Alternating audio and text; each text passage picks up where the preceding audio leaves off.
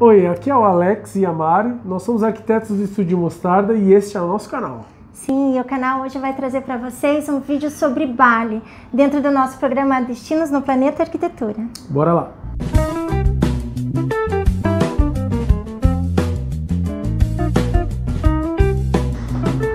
Hoje a nossa convidada é a Lua Galvão. Ela e o Danilo Espanha fizeram a volta ao mundo, tem vários projetos que eles fizeram, sempre ligados à área de desenvolvimento humano e possuem uma visão muito especial de arquitetura no planeta. Além da entrevista com a Lua, a gente vai mostrar para vocês imagens incríveis das fotografias do Danilo. E o canal tá cheio de novidade, então não perca. Tem do it yourself, tem relação entre filmes, séries e arquitetura, cheio de coisa boa. Tá divertido. Se inscreva no canal, curta o vídeo para dar relevância e bora para a entrevista.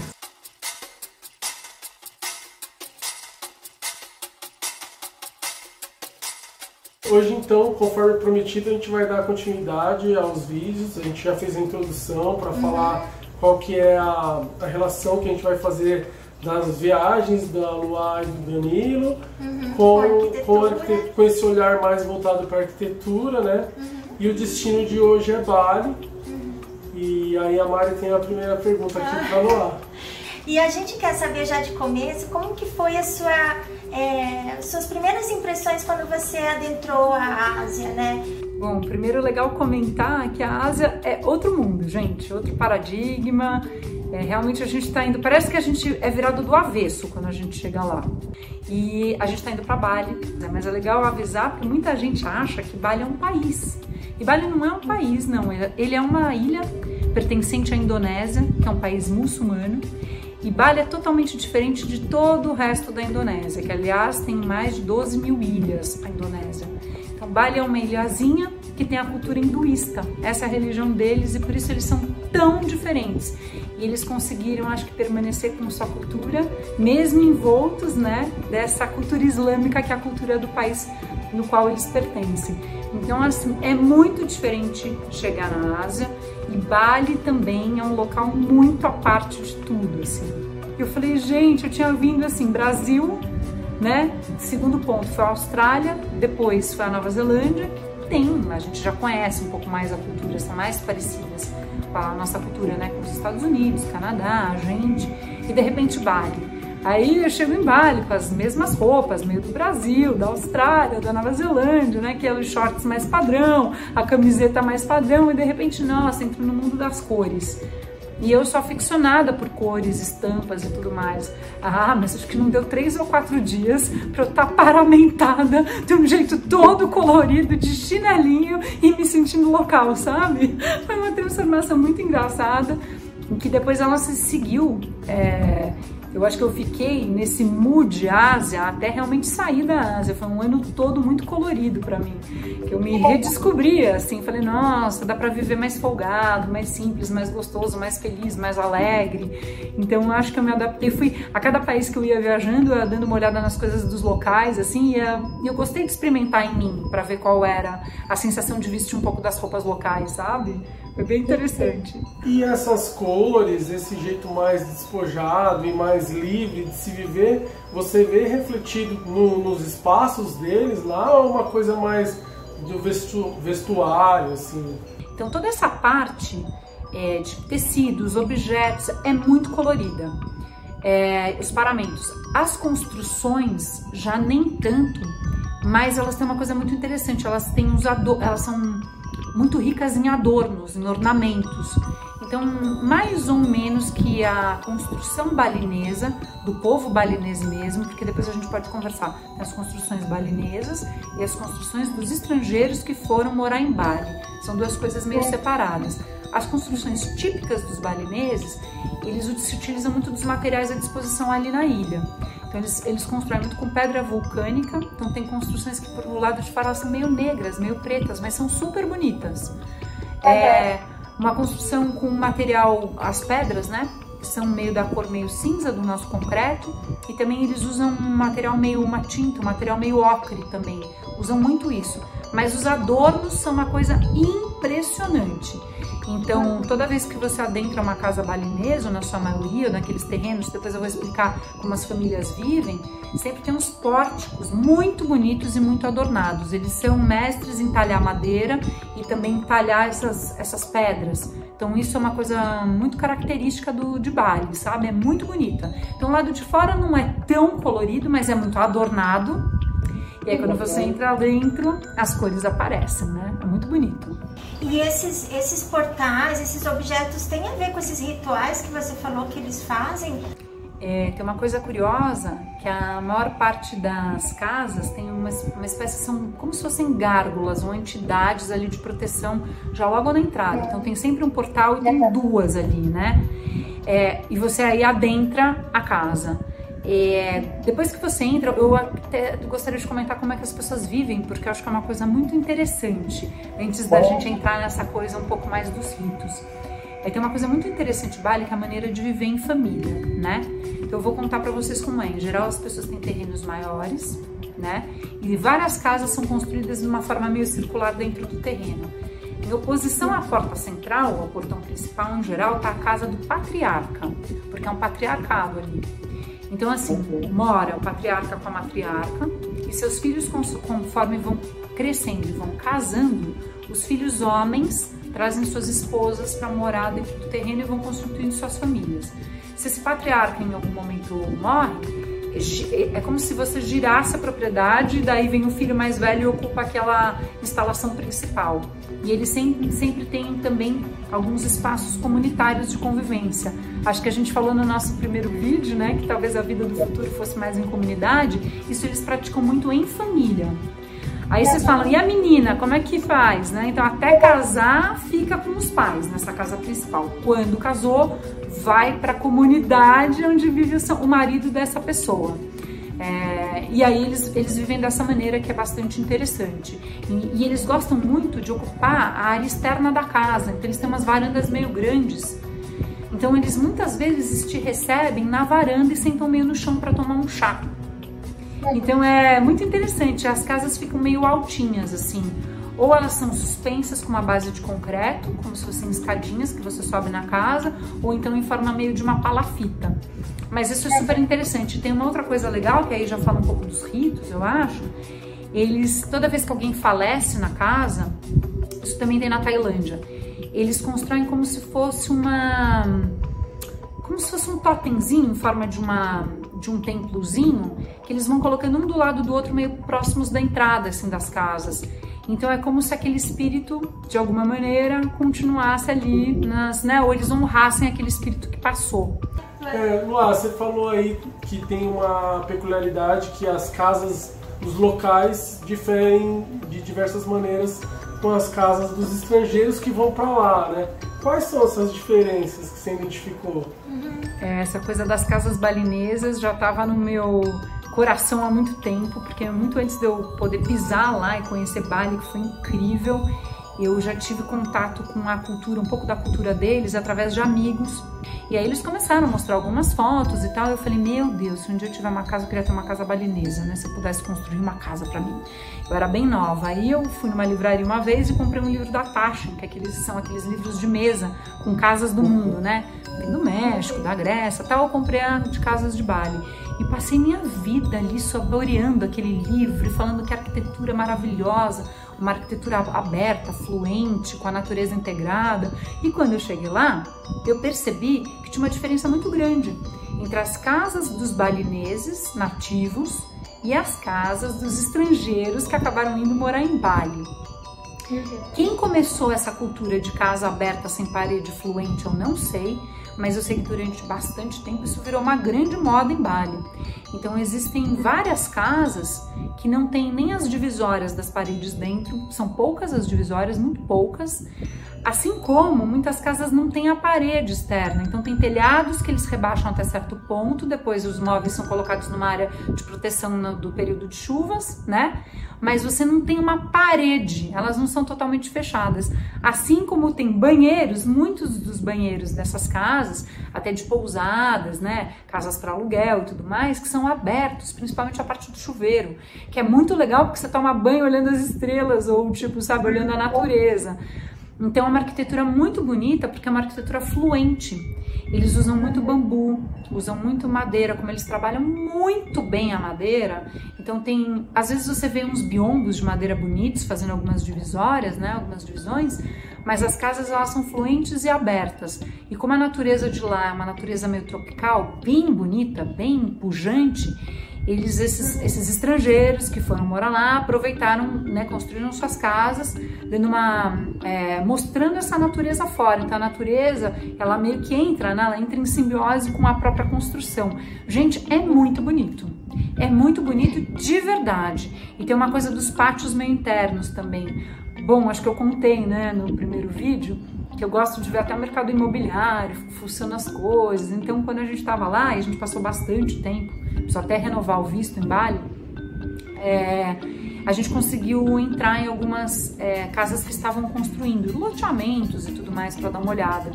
E a gente viu o modo com que eles constroem mesmo, então, as supostas casas para nós estrangeiros.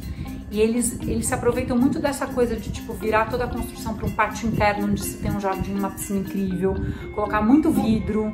Tem muito essa história de deixar os ambientes com essa circulação, com esse trânsito, sem muitas paredes. É uma coisa extraordinária. E eles usam muito, eles fazem muitas esculturas de pedra lá, dos deuses, né, hindus, ou das flores. E sempre eles usam muita água, então bica de água, fonte de água, circulação de água, de um jeito totalmente diferente. Então, às vezes tem alguns bolsões para carpas. É uma arquitetura relaxante. Os templos, né? Eu queria saber um pouco dos templos que você também indicou uma vez que eram bem suntuosos, né? Tão cheio de ornamentos também. São maravilhosos, desde os templos mais novos como os templos mais antigos. São muito lindos, eles usam muito sapê também para cobrir telhados. E os templos, às vezes, eles têm aqueles telhadinhos que vão fazendo assim, parece meio forma de árvore de Natal, vários assim, sabe? E fica muito bonito, fica muito bonitinho. E toda a parte dessas pedras esculpidas, dos pórticos e tudo mais. Gente, é um negócio, tipo, extraordinário. Porque eles fazem oferendas aos deuses hinduístas, e mais às vezes de uma vez por dia. Então, no começo da manhã é incrível, tá todo mundo colocando a sua oferendinha, ou na sua casa, ou no seu comércio, na entrada do seu local. No geral, fica muito na entrada, assim. Então, às vezes você vai andando na rua, você tem que ir saltando a oferenda. Às vezes, sem querer, você chuta. Oh, meu Deus, ofendi algum deus deles. Serei punida. Tem que tomar um baita de um cuidado, porque se você não for olhando, sem querer você chuta, sabe? E eles sim são super devotos. A gente pegou vários momentos de muitas pessoas indo nos templos, não só meditar, orar, fazer ablução, que é quando eles se limpam, né? Então tem lugares que tem as chamadas águas sagradas, né? Santificadas, purificadas, enfim, e que eles vão para fazer ablução, para se limparem, né? E assim, para diversão, né? Vamos pensar assim, teatro, como são assim essas construções assim? É tipo normal, como a gente vê por aqui, ou tem alguma coisa específica? Assim? Não, acho que museus, os teatros, os templos são muito apoteóticos. São construções que têm todo esse aparato e ornamento que eu disse, sabe? Eles cultuam seus deuses, e eu acho que esse culto e essa admiração se revela através desse trabalho que eles fazem ou nas pedras ou nas madeiras. Porque é muito requintado, pessoal, é muito, muito, muito bonito mesmo, assim. E aí a gente vai pensar, se eles são super ritualísticos e também acreditam nesses deuses e também tem toda essa conexão, tudo que for ligado, né, a templo, teatro também, porque é um lugar bem ou mal, onde para eles é um lugar de uma grande conexão também com esses artistas e com essa música, com a dança e tal. Tudo isso, os museus são super lindos. A Ásia é muito interconectada e eles têm do bom e do melhor do planeta ali. Então, se a gente for pensar, os próprios balineses já são ótimos artesãos, então eles trabalham muito bem vários materiais, que são os materiais locais, né? Então, a palha, a madeira, como eu falei, a teca, a pedra vulcânica. Gente, até abrindo um parênteses, a gente foi visitar o hotel da Bulgari, lá em Bali. Meu Deus, também foi de cair o queixo. Eles têm uma piscina de fundo infinito, toda de pedra vulcânica preta, que é uma coisa extraordinária, olhando para o infinito do mar lá no fundo. Um negócio muito lindo. A gente não usa muito essa pedra aqui no Brasil, né? Mas ela é muito requintada, ela é muito bonita. E o Bulgari, ele usou muito essa pedra na construção. E ficou muito chique. E assim, você não sentiu assim, que talvez por ser tão turístico, não sei se é assim como a gente imagina, né? Mas que existe uma possibilidade da cultura de outros povos influenciar a vida como eles levam lá, porque já que ela é tão diferente do Ocidente, né? E como é que você vê isso, assim? Não dá um medinho, assim, que eles percam a identidade em algum momento? Dá um medão e, na verdade, esse medão não é só nem relacionado a Bali, sabe? Acho que é relacionado a vários lugares que têm culturas fortes, mas que eu não sei até que ponto são tão impenetráveis, né? E aí, quando elas se misturam, né, com as culturas mais ocidentais, existe sim uma tendência de você sempre achar que o outro tem algo melhor do que você, né? Você quer imitar. É o fenômeno da calça jeans no mundo, né? Então, por exemplo, a gente dando um pulinho pro Vietnã foi uma coisa muito clara. Então, até uma certa idade, todas as vietnamitas e os vietnamitas usavam as roupinhas tradicionais, aquele chapeuzinho que é super tradicional do Vietnã e tudo mais, né? Mas os jovens do Vietnã já estão todos usando calça jeans, principalmente nas cidades maiores. Todos eles se vestem de maneira totalmente ocidental. Então, daqui a um tempo, a gente ficou pensando assim, e a gente já foi faz um tempo. Eu não sei como é que tá hoje em dia, inclusive, mas a gente fala, gente, será que aquelas roupinhas, aquele jeito, aqueles ornamentos tão bonitinhos e tal, vão ser só peças de museu? O que eu notei muita diferença, dá pra falar sim, as culturas são permeáveis, foi na Tailândia. Porque a Tailândia eu tive a oportunidade de ir 4 vezes. Então, a primeira vez foi 2008, 2009, foi na virada do ano, assim. Depois a gente voltou em 2012, 2013 e a gente voltou agora 2019, 2020, né? Também na virada do ano, no começo desse ano. Que foi a maior sorte, assim, que a gente deu viajar um pouco antes da pandemia sem saber que ela ia existir, né? Quase ficamos presos lá na Ásia, mas graças a Deus voltamos a tempo. E aí, esse retorno para a Tailândia, pra gente foi meio chocante, porque eu lembrei da Tailândia de 2008, onde todas as mulheres, elas ainda usavam muito da vestimenta típica, principalmente em hotéis, pousadas, restaurantes, no atendimento com o público, tá? Nas companhias aéreas e tudo mais, às vezes não tanto no dia a dia, mas nas lojas e tal. Como se fossem quase uniformes, mas uniformes dentro dessa temática, né, da roupa típica tailandesa. Quase todas sempre de cabelos presos com flores, elas tinham muita mania de usar flor no cabelo. Ou então eles darem colares de flores quando vocês chegavam. Quando a gente chegava, o turista chegava lá. E agora eu achei já muito mais ocidentalizado. Eu quase não vi. E a nova geração parece que não quer saber disso, sabe? Inclusive a gente vai falar sobre a Tailândia no próximo vídeo, né? E nossa, eu já tô com 1000 perguntas aqui, louca pra fazer. Não perco. Então, para finalizar essa viagem que a gente fez junto com vocês para Bali, eu queria que você, se você fosse sintetizar Bali em poucas palavras, como que você faria? Bom, Bali é apelidado da Ilha dos Deuses. De alguma maneira a gente sente isso quando a gente pisa lá.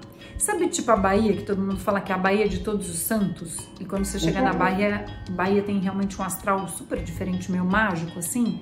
Eu acho que essa é a equivalência da Bahia meio lá na Ásia, não sei. Bali tem uma atmosfera, tem um misticismo, tem todos esses ritos, essas crenças, né? Essas danças, essa beleza toda. Eu acho que eu chamaria realmente desse lugar onde você sente uma conexão maior com esse divino. um lugar onde tem muita beleza, onde eles vão muito na excelência daquilo que eles estão fazendo, então é muito bonito ver toda a parte do artesanato, das coisas que eles fazem por lá. E outra que é um lugar de liberdade, sabe? Que você se sente... O Comer, Rezar e Amar é um filme de Hollywood? É, mas ele traz muito dessa essência balinesa. Sabe, tem a parte do litoral que é maravilhosa, tem litorais que são de praias mais brancas, de areia fina, outros com rochas e penhascos maravilhosos. Depois tem o vulcão Quintamani, mais pra cima da ilha, no norte da ilha. Depois todo o centro da ilha é com aquelas plantações de arroz que não terminam mais, sabe? Então todas aquelas plantações verdinhas, aqueles coqueiros, e o pessoal passando de roupas coloridas, e você sentindo aquela liberdade, porque bem ou mal, é seguro, é legal, as pessoas não estão nem aí, você tá pintado de verde, amarelo, azul ou branco, entendeu? Então é um lugar que você sente toda essa liberdade e ao mesmo tempo essa aura diferente, meio mística, dessa que é a Ilha dos Deuses. Ah, eu acho muito legal, é mágico. Muito bom. Bom, agora a gente vai fazer outra viagem, né? Na sequência, não veja a hora. O nosso próximo destino vai ser a Tailândia, que a gente vai fazer essa imersão na cultura, na arquitetura e nos espaços. É isso aí. Obrigada, Luá. Obrigada, Dani. Obrigado e que possamos viajar muito em breve, né? Que as fronteiras estejam abertas em breve para todos nós, porque não tem coisa mais linda do que a gente se permitir, a gente adentrar novas culturas, né?